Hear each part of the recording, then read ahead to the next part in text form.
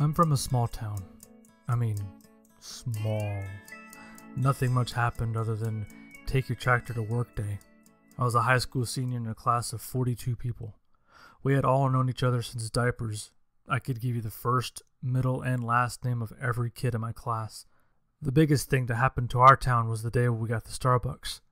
The only reason we got one was that we were right off the highway and people passing through would make up for our small population size. Needless to say, we were thrilled. It was a small cafe with nothing much of an inside, but at least it had a drive-thru. The building itself was stacked right next to a strip mall, so it had a tiny parking lot. The actual drive-thru was pinned against a brick wall. Once you were in line, you had no choice but to keep going. This was especially annoying when the people in front of you had long orders. The line could fit about 6 cars back to back, and it was always full. Let me just say, the Starbucks didn't last long. 8 months after it opened, it was shut down. I got to see the reason why firsthand. It was spring break. My mom and I were heading to the mall, which was almost an hour away. It was hot. I was the one who suggested we stop at the Starbucks before heading out. My mom didn't want to. She said it was a waste of money. But I nagged her until she agreed.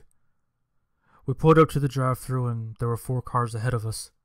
My mom sighed but got in line. 3 more cars pulled in back of us. We were all stuck like peas in a pod, sweating with the heat of the day. I want something cold, I whined to my mom. She rolled her eyes. Strawberries and cream? Yes, please. I pulled out my phone and Snapchatted some friends. Getting fraps with the mom. I typed as I snapped a pic of us. My mom laughed and pushed the phone away. Suddenly, a loud pop filled the air. We looked at each other in surprise. It sounded like a gunshot, I said softly. No way. She responded, shrugging it off. It was probably just a car backfiring. We sat in silence for the next few moments. I think we both sensed something change. Then the scream came. It was a man's. Instinctively, I stuck my head out of the window to see what was going on. Because of how packed in we were against the buildings, we couldn't actually open our doors. But I was small enough that I could get half my body out of the window to view the scene. There was a figure standing on the hood of a car. It was about 4 cars ahead of us. He wore a gorilla mask, and his hand was a gun. He had it pointed down towards the windshield. Someone inside the car was screaming, begging for help. My mother pulled me in the car right before enough pop filled the silence. The windshield shattered and it lit up the alley in fear. We need to get out of here, my mom said under her breath. She looked around wildly, knowing that we were blocked in. The cars behind us weren't moving, and obviously neither were the cars in front. None of us could open our doors. What the fuck? I whimpered. It's going to be okay. My mom put the car in reverse and slammed on the gas. Because we weren't moving, we couldn't get enough speed.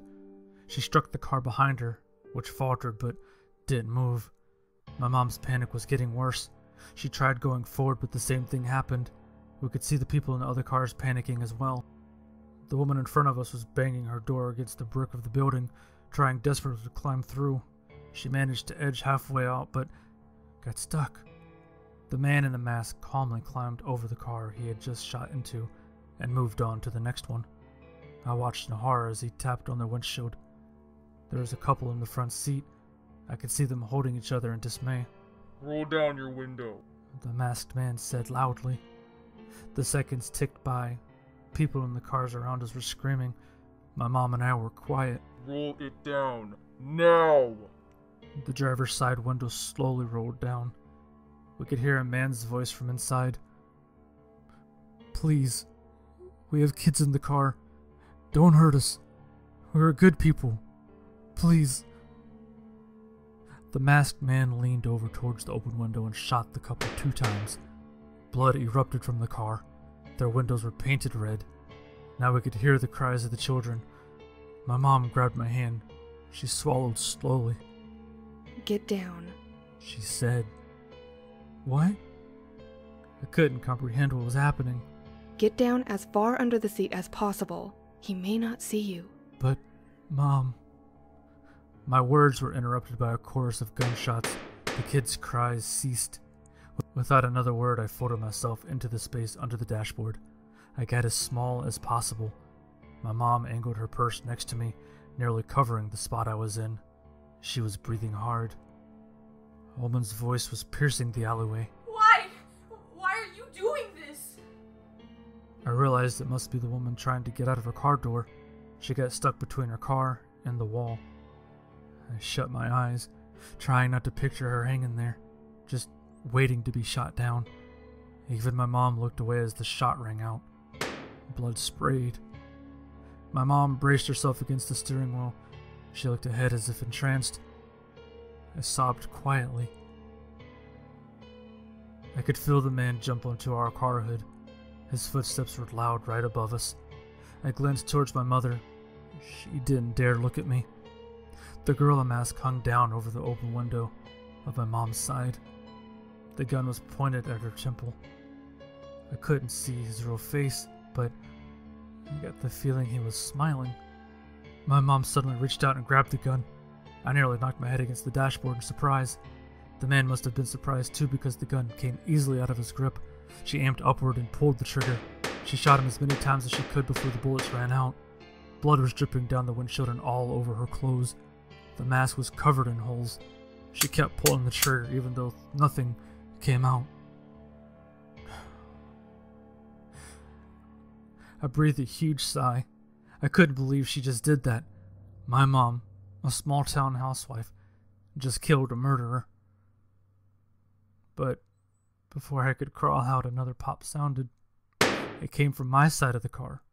I watched in horror as my mother's head exploded out of the back of her skull. She fell forward onto the steering wheel, her nose on the horn. I slowly turned my head to my side of the car, where someone wearing a Barbie mask was peering down. She cocked her head to the side, surveying her work. She must not have seen me because she disappeared. I felt her step off of our car and onto someone else's. I tried to breathe, but nothing came out. I stayed under my seat for nearly an hour. The police arrived within 20 minutes of the first shot, but I couldn't get myself to move. They only found me after using the jaws of life to open up the top of our car to pull my mom out. When the officer saw me, her face crumpled. She could see the fear still etched onto my face. I was the only survivor from the drive-thru. Altogether, 13 people were shot to death, including 3 kids under the age of 10. The man in the gorilla mask was later identified as a radical eco-terrorist. They planned this event to protest Starbucks' impact on the environment. Despite their intent, no one who worked at Starbucks was injured. It was just those of us in line. They never found the other person. My mom died bravely, and I still cling to that. Never in my life would have I expected her to grab a gun from a crazed killer. She did it for me. To save me. There is one thing that still eats me up inside, because despite their horrible actions, all of the death and destruction those murderers caused, the event actually worked. At least for me. I know I will never go to a Starbucks again.